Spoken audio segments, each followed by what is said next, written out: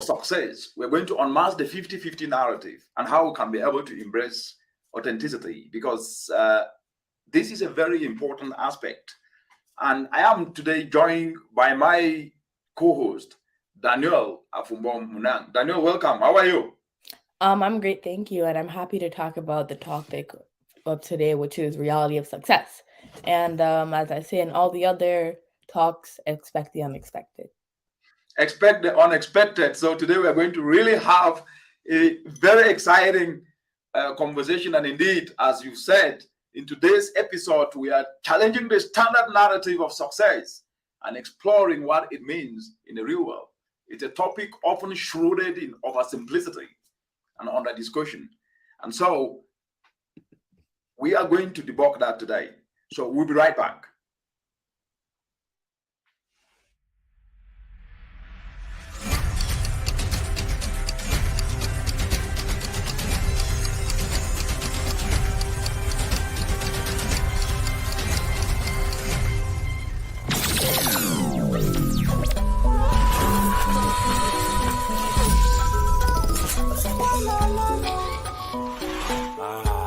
Let's embrace innovative volunteerism. Away. Cool. Rise up. You and me are the solution to this challenge. Welcome to the Mindset Point. Today is another edition inspiring one another, so that at least we can be able to address the challenges that faces people of all ages, young and old. Challenges are disguised opportunity. The changing climate provides. Yes, challenges are disguised opportunity. And today, the reality of success on how we can be able to leverage challenges to turn opportunities and take them forward is actually what we're going to discuss today. And so my co-host, Daniel, what do you think? Let's just dive straight into the topic of discussion. And what I would like to ask you is that let's kick off by breaking down this so-called 50-50 narrative, right, of success and failure. We see on social media only what is opulence display. So what are your thoughts on this commonly accepted concept that it's all about success, right? And the failure part is not actually discussed. What's your take? Well, I think that's a great question to begin with, and I believe that the reality of success is that many people, they do overcome failure, but because it's not the best part of their life, they choose not to highlight it, which I think brings a lack of transparency, because people in the real world, although they may be suffering with their own failures here and there, they're ashamed about it and they think that, oh, I'm the only person going through this. But in reality, probably some of their favorite so-called influencers have also gone through these failures and now turned that into success. So I think by us having more transparency would allow people, just normal people in our society, to realize that although it's not going smooth now, XYZ, this person turned their life around, and so can I. Wonderful, wonderful. What an opening, what an opening. And so I think the way you are putting it, that it's actually an intriguing notion, but it's too simplistic. And I think I like the point that you're making. People call themselves influencer, which is really good. But I think the journey to success isn't a binary of equal parts, triumph and setbacks. It's an intricate tapestry, as they will call it, right, of experiences. It's a collection of experiences with moments of brilliance, often born out of periods of struggle and even failure. And so you are absolutely right, Daniel. And this leads me to my next question, which is, how does the 50-50 narrative influence perception of success in society, especially with the prevalence of social media today, where the opulence and the display of ambience and kind of jolly life that doesn't exist, then make others feel very apathetic that they are not making it in life. Whereas even those who are portraying that actually is just to catch the moment, or what we call cloud. What would you say about this? So the question again is, how does this behavior influence perception of success in society, especially with social media, which is becoming a benchmark now for many people to think that because A showed this, it means that he's better off, whereas they're actually suffering behind the scenes. Well, I think that the reason why this narrative is here is because many people have characterized success as having nice cars, nice houses, nice watches, etc. But the way that it looks now is that many people can rent these things. Many people can go out of their way just to buy these things. You see somebody on a nice vacation, you don't know if that person saved up their entire year's salary just to go on said vacation.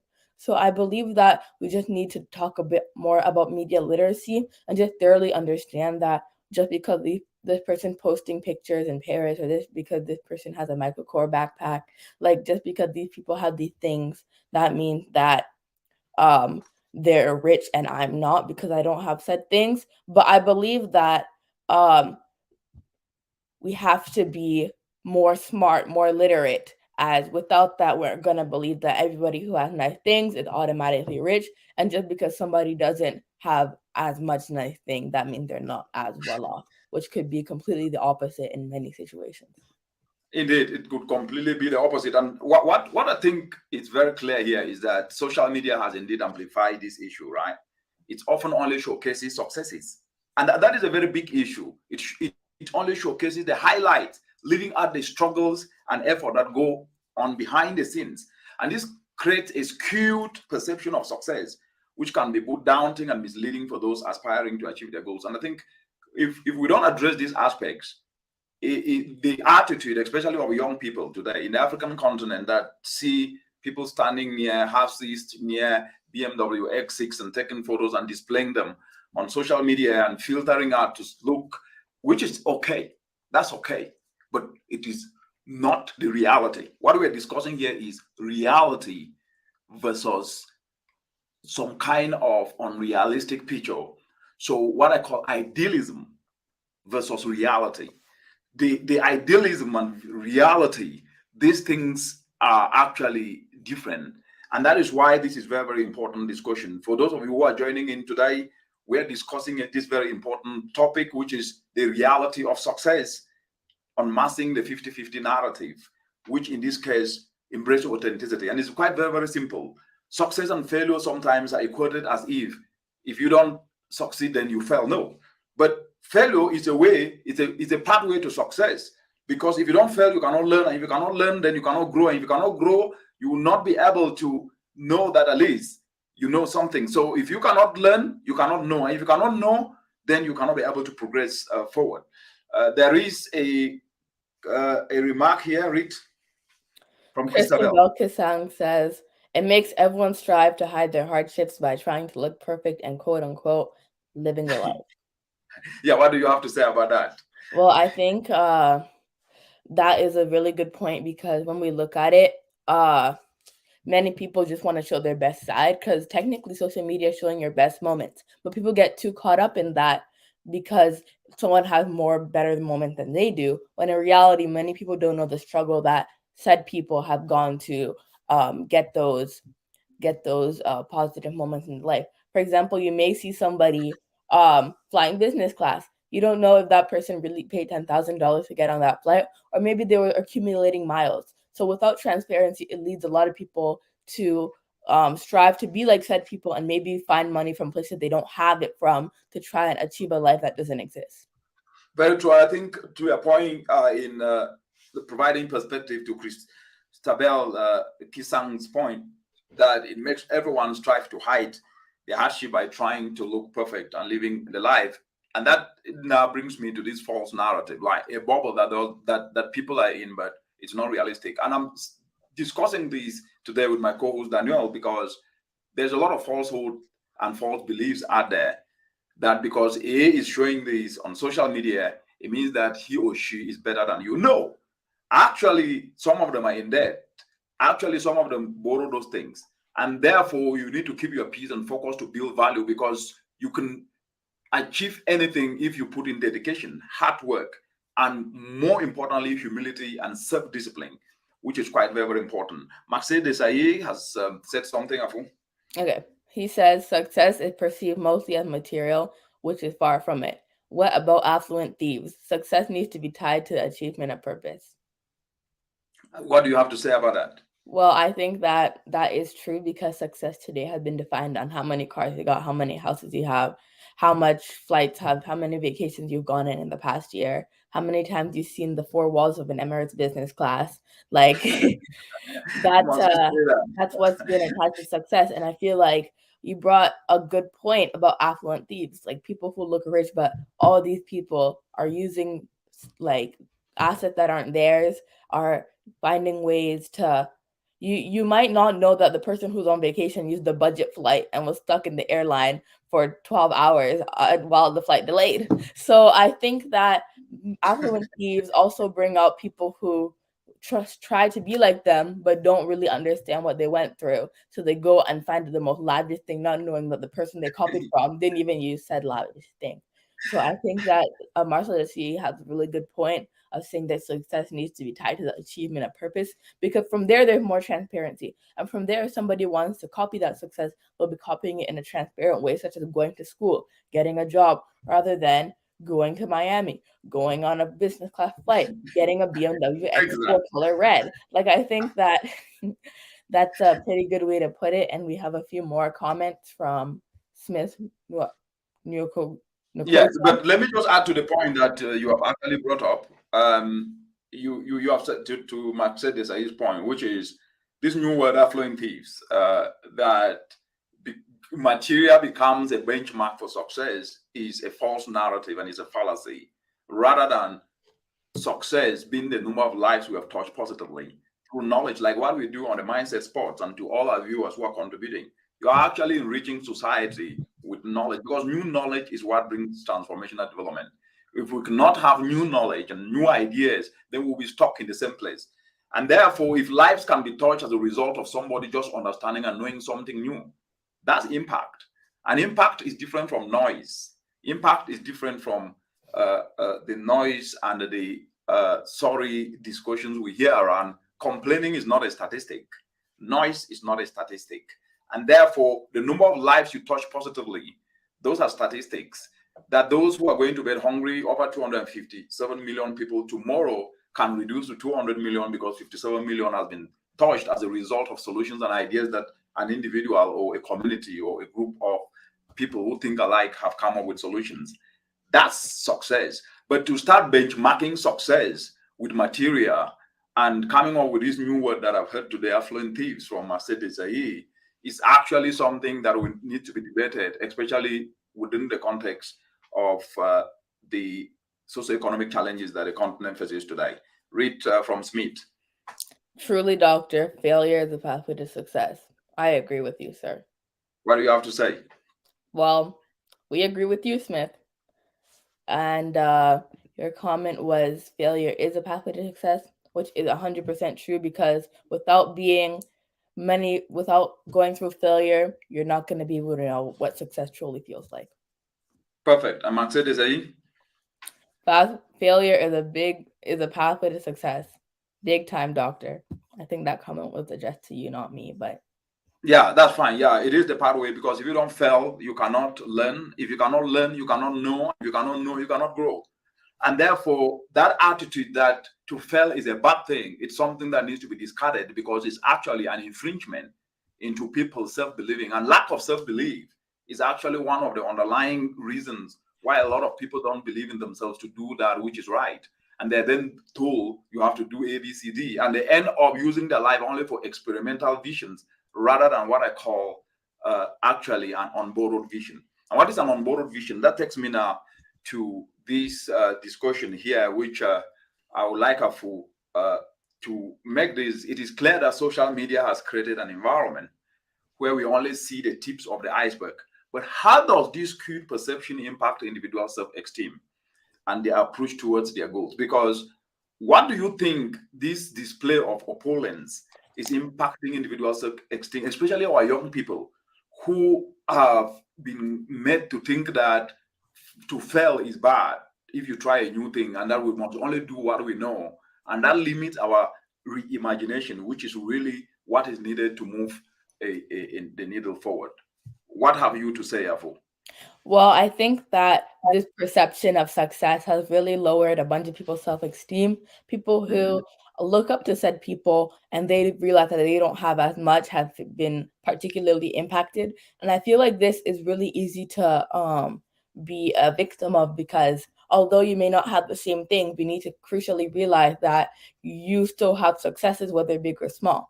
And I believe that social media only pushes success from a materialistic perspective, but we need to start looking at success not only from that angle, but from the angle of accomplishment, personal accomplishments. For example, I'll use an example of track. Even if you don't win the race, but you still get a personal best, you still get a faster time than what was yours before. That's still a success, even if you didn't come first place. So we need to look at that not only from the track perspective, but from the crucial perspective of life. Because even if you didn't come first place, even if you didn't get that job interview, you still, for trying, that's still a success. And I believe that on top of that question, how does this impact people's goals? Many people who are living the materialistic life of success are generally people in the media, influencers, musicians, athletes, all of those things. So let's say somebody who was wanting to become, I don't know, a doctor, a lawyer, they might switch their goals because they think that it takes more time to achieve something that somebody who was rapping got in like 6 months. So I think this can also skew people's goals, because it may just lead people wanting to switch careers, wanting to go into a specific path just so that they can have those material products, rather than going into a path or going into a career or choosing a program that can lead them to impact lives rather than impact their bank account. Very well said, Daniel. And this skewed perception, as you rightly said, can result in feelings of inadequacy and immense pressure, especially to achieve without experiencing failure. And it is important to remember that setbacks and challenges are an integral part of the journey and often serve as pivotal learning moments. And so that was very, very insightful. And I like the way you put it, that with all these challenges in mind. So what I want to ask you now is, how can we as a society begin to shift this narrative and promote a more realistic understanding of success? Yeah, because the avalanche of lies, right, and false narrative that comes in, it's more about showing off rather than providing and preferring solutions. And even when solutions are preferred and discussed, you see even those who are listening to it, very few. But if it is negativity, it attracts a lot of energy and some comments of energy that could have been put into use to turn challenges to opportunities. So what do you think can be done, right? How do we begin to shift this narrative and promote a more realistic understanding of success? What do you think about that, Afo? Well, I think that just by complimenting each other, just by, not gatekeeping our success, or just being more vocal about other people's successes as well. For example, if you see somebody post on, I don't know, LinkedIn that they've gotten a new job offer, say congratulations. So I think this will start to push the narrative that success isn't only material product, but success is also personal. Success can be big or small. Even if somebody just finishes, I don't know, like a certificate, you can still say congratulations. Like, I believe that this motivation from other people will start to let people believe that just because I don't have a big BMW X4 doesn't mean that I'm less successful than XYZ. Just because I don't fly on KLM 24/7 and the pilots know me, that doesn't mean that I'm not as successful, because success is relative. And I don't like how success is becoming very standardized to a certain amount of things or a I certain think I amount like of that, Afo. money. Let me just come in But there. That point you said, success is relative. I think that's a very important point. And let me just put this up before you continue. Just read that. the linking of quote unquote learning from failure to developing one's unborrowed vision to become useful and touch many lives is a paradigm shift. It needs to be replayed in every school in Africa. Absolutely. And that goes back to your point of success is relative. Continue. So yeah, like what I was saying, success is pretty relative, because when we look at it, if you've been failing school for the past few months and you get a B on a test, that's a big success for you for finally passing. But for some people, might be this, that if getting that same B would be a failure to them because they're always used to getting A's. So I think that success is relative, because the person who failed and got that B would be so happy. But if somebody who's a straight A student got that same B, they wouldn't be as happy or as joyous. So we need to look at success from an individual perspective. What's success to you, not what is success to the media. Because once we move from that perspective, it'll allow many more people to find individual benchmarks, not benchmarks that society has set for us. That's a very good point. I like to build on that point, which is now something that I think is under discussed or oversimplified.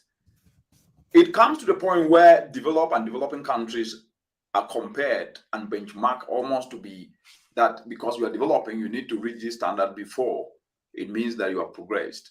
Whereas there are structures that are relevant to communities in the African continent. For example, Africa is an informal continent.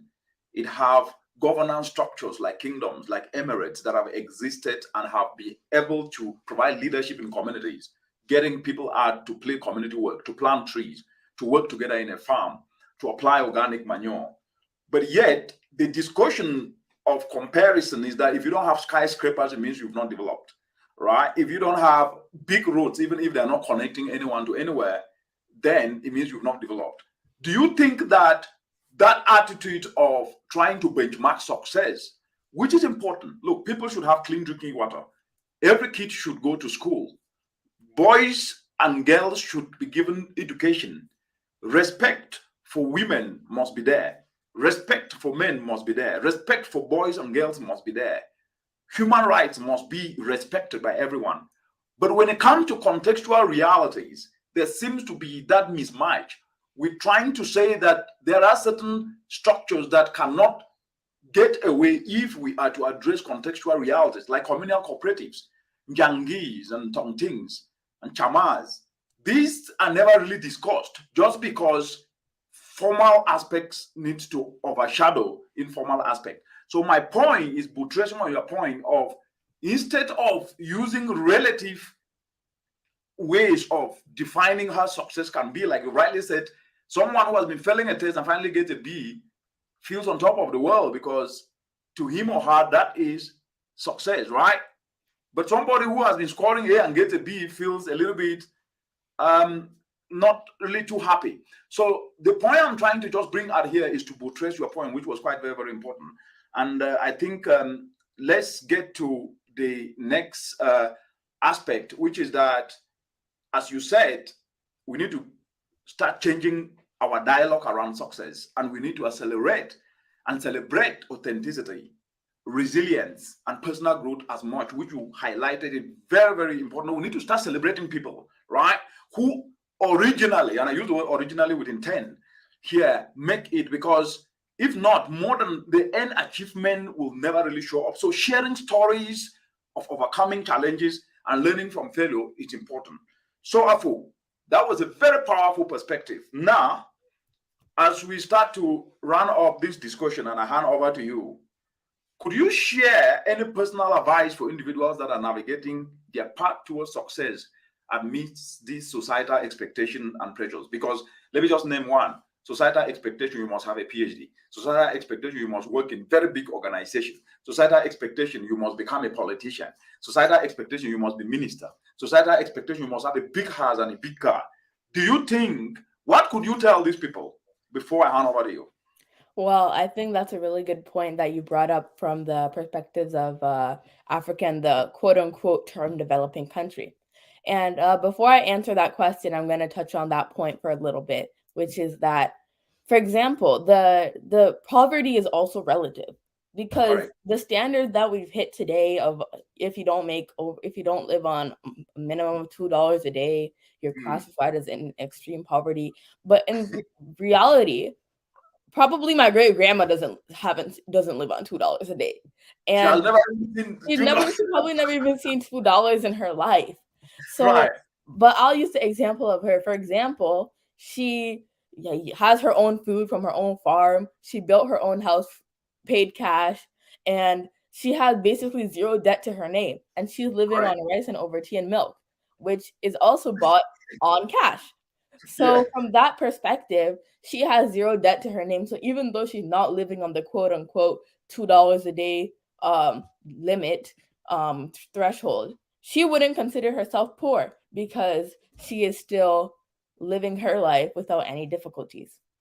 So compared to somebody in the Western world who lives in a nice apartment in downtown, paying $5,000 a month, and has skip the dishes, Uber Eats food every single day, pays on credit card, and goes on vacations, also pays that on credit. To the media, that would be perceived as rich because they're living over $2 a day and they're paying for that. But in reality, the debt that person might have is definitely going to be way more than my grandma in quote unquote poverty has in her home nation of Cameroon. So I think that that's another example of everything is quite relative because poverty is relative as well. People who are in poverty some people who are in poverty wouldn't necessarily consider themselves poor, whereas some people who are technically not in poverty would consider themselves poor even though they may have a 5-bedroom house, but they are unable to pay for said house every single month without scratching here and there. And I think that that's another example of how, although it's good to have these benchmarks, we need to look at it from an international perspective, that poverty isn't the same everywhere you go. Because somebody could still have a 6-figure job and quote unquote be poor, or somebody could have no job and live in a village and quote unquote not be poor. So I think it really does depend. But back to the question, I think that success is relative, and how many people can overcome this idea of having said benchmarks created by society. We need to really start making those benchmarks accustomed to our own self. Because once we do that, we'll be able to achieve our goals much quicker and be able to help other people achieve their goals. As if you go at the same space, the same speed as what you're doing, you'll be achieving success faster than if you're going at the same speed society's going. Wow, wow, wow, wow, Afu. I think this dimension of success being relative and at the same time using global benchmark and not dovetailing them to fit to reality, it's actually a debate that I think should be a public discourse and should inform public policy.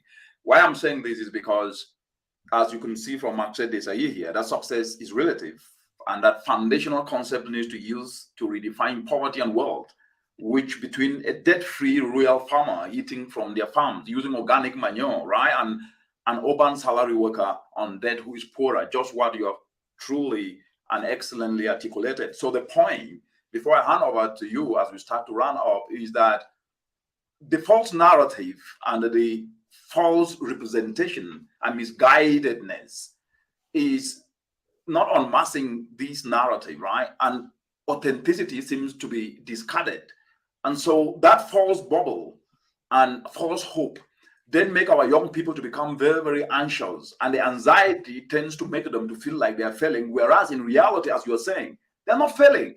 They just have to catch up. And by catching up means to retool their skills, to be able to seize opportunities in environmental challenges, learn how to turn agricultural waste into fuel briquettes, learn how to turn agricultural waste into biogas, learn how to turn agricultural waste into biofertilizer. That is over millions and billions of dollars in the continent. If you take charcoal, is used by over 90% of African households, and these have a market of 20 billion. Imagine alternative of producing fuel briquettes from waste to start replacing charcoal. They'll be tapping into a 20 billion US dollar market. But these are not the narratives that are out there. It's that, oh, this is it, this is it. And that dimension of grandma in the village, not debt trap, at the same time eating fresh food, breathing fresh air, and at the same time having no pressure because of debt, is to someone, because he lives in a village, in a community that doesn't have skyscrapers, poor, which to her, she is rich because she's not actually trapped in that debt aspect. So that was very good. Now, Marcel Desailly says this. What do you have to say? And I hand over to you now as a co-host to take it from there. Yeah. So he says success is relative. Foundational concept needs to be used to redefine poverty and wealth between a debt-free rural farmer eating from their farm and an urban salaried worker on debt who is poorer. And I think that if your answer is the farmer eating from their farm, you're wrong. But this is a really good concept because I feel like everyone realistically a little comment, I would say just quote unquote stay in your lane. Because let's just use the example of track again, because I feel like track just has a lot of life lessons. So because you do track, just say you do track and you love track. That's why you are. yeah, but like it has a lot of lessons. For example, if you're running, if you go out of your lane, you get disqualified. If you knock down someone else's hurdle, you'll get disqualified. So I think that we need to apply that to life, that if you don't stay in your own lane and you try to go after someone else's lane, then you're not necessarily going to get disqualified, but you're going to disqualify your mindset from the right space to the wrong space. And realistically, you can't control what anyone else is doing. You can only control what you're doing, right? Run your own race. So I think so I think that by following that, you can account to your own successes and not the successes of someone else and try to compare with that. Just the only person you should be comparing with is your past self. And from there, I think many more people would figure out how to be successful without having to go into debt or having to show off a false reality which doesn't even exist to them. Exactly. And that's another comment from Mercedes Said. He says, these conversations on poverty being relative need to redefine our study of economics. They represent an opportunity for Africa to contribute to improvements to global economic benchmarks. You can answer this one. Indeed. Yes. Yeah. You should go ahead. This is a really good point, and I believe that Africa, for example, we talked about this in former interviews. If we brought a big tractor to my great grandma's village in Cameroon, will she really know what to do with that? No. Like the agricultural habits of the West aren't necessarily going to work for the agricultural habits of Africa. So I think with not only looking at that from the agricultural perspective, but from the perspective of life, not all the things that work in different parts of the world are going to work in Africa, and not all the things that work in Africa are going to work in different parts of the world. Like where I live, we don't have an emir, we have a mayor. But if we were to bring a mayor into a place in, let's say, Nasarawa, Nigeria, and say that, okay, we're replacing the emir with the mayor, that would not work. Correct. So I think that different places have their own structural foundation that need to be kept up, even if they don't align with the Western foundation of mayor, city councilor, all of those things. In African villages, they have the council of elders. And if we were to scrap that and say, make an election for city councilor of Bello, make an election for city councilor of Anadra, that would be that would erase the societal foundation of these villages and these cities across the different parts of the world. So before we round up, I'd like to ask you, how have you, growing up in Africa and transitioning to the West, has your idea of success changed? And how did you keep up with the idea of relative poverty? Because when you were probably studying, you found out that you were quote unquote poor. Did you know you were poor when you were in Africa before moving out to the West? What a question. What a question. So that's the point. And I think it's a very important question that you've asked. The information we are fed with until today, even those who have studied and have reached the pinnacle of professorship, doctors, and etc., still somehow align with that narrative. The lack thereof is poverty. That when you don't have, lack thereof of material is poverty. But the biggest poverty is the poverty of the mind, right? And when the first poverty of the mind is when you don't have the right information, then you have to believe the alternative information, which is something that needs to be worked on very hard. So the information that we were given when we were growing up was that when you don't have money, then you are poor. But I always look through that kind of lens whereby we were growing up and my mother was growing her farm and feeding us with maize and corn and beans harvested from there, but she didn't really have the cash. And so I have always thought through, and it used to say, yes, you'll be better tomorrow if you work hard. Yes, you'll be better tomorrow if you work hard. And so with the concepts of poverty, and that's why today I keep challenging it, international benchmarks are important, but they must be dovetailed down to contextual reality where the rubber hits the road.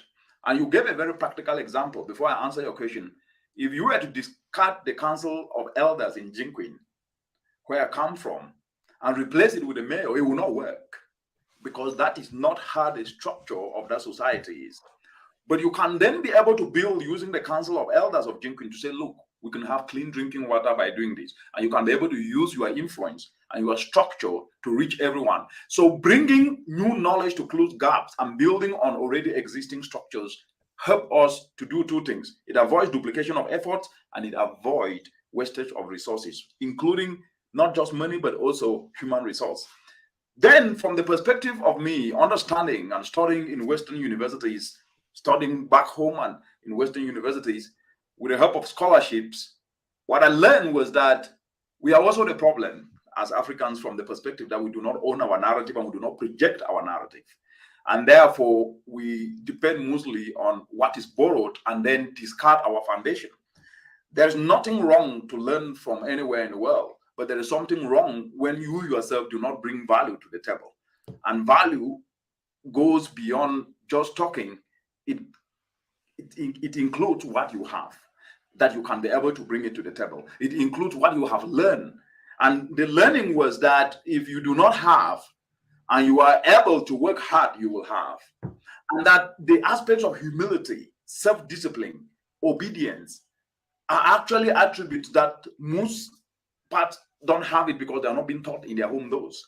And then because we are told that being arrogant makes you important, which is a falsehood, then they want to practice that arrogance and then they forget themselves. So the point in answering your question is that poverty is relative, and the way we have been conditioned and structured and taught was never really to make us see that lack thereof of material doesn't mean that you are poor, because the biggest poverty is a defeated mindset, that you forget yourself and that you think that you don't have because you've been told you don't have. When you have clean drinking water, you breathe fresh air, you don't have debt, and therefore that narrative have changed. And that is why in everything I say, I always start from what do you have and what don't you have, so that we see the gap and we can be able to close it.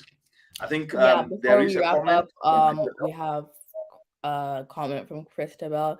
She says, in Africa, Yes. when you see someone with an expensive phone, car, or house, you know they actually bought it. Unlike the West, where if you lose your job, you lose everything, all you had on credit. That's You have to say something.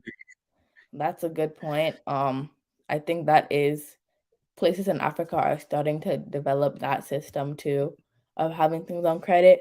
So I think that that's also a point to bring up as well. But we can save that for the next interview.